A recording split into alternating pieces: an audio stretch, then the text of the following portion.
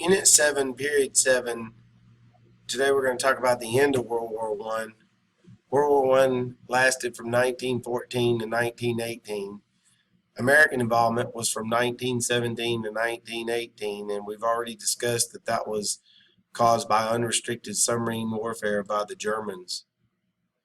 Well, after a long 2 years of war and hundreds of thousands of American casualties and deaths, the Germans finally decided to sue for peace. President Woodrow Wilson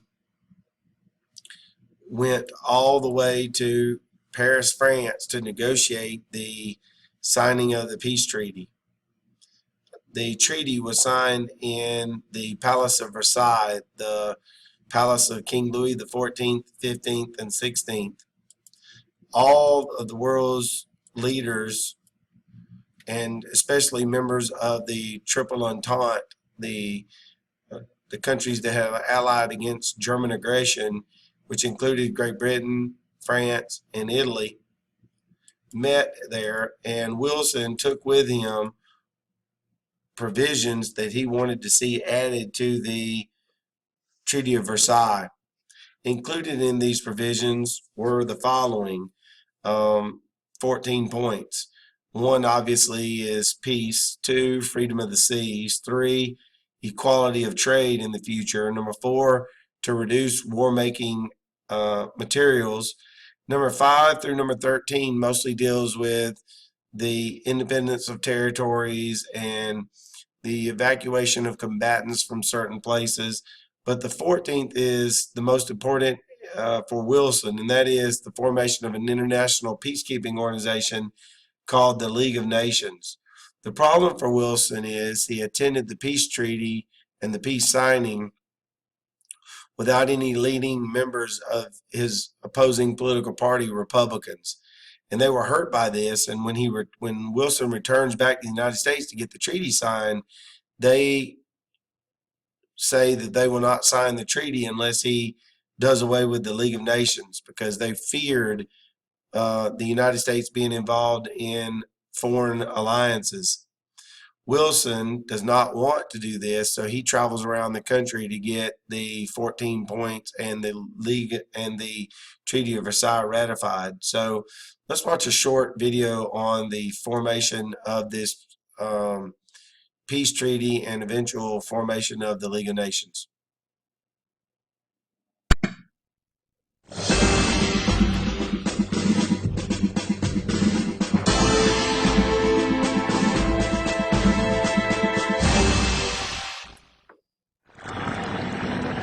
The signing of the Peace Treaty of Versailles signaled the official end of World War I, optimistically called the war to end all wars. But even during World War I, President Woodrow Wilson had feared the war was more about power and territory than peace. Is the present war a struggle for a just and secure peace, or only for a new balance of powers? One of the goals of the treaty was to break up the 4 empires of Europe. 9 countries were given new boundaries and independence. As a result of the remapping, Germany lost territory to its surrounding countries. The treaty demanded Germany accept full blame for World War I and pay huge sums of money, called reparations, to the victorious nations. Germany was also stripped of much of its military power and forced to demilitarize the area near the border of France, known as the Rhineland. The intention of the Treaty of Versailles was largely to punish Germany for World War I, but also to create new democracies and self-determination in Europe. But huge war debts, hunger, and unemployment made it difficult for some democracies to flourish. In the end, the treaty that was meant to secure a lasting peace for Europe had, in effect, laid the groundwork for war.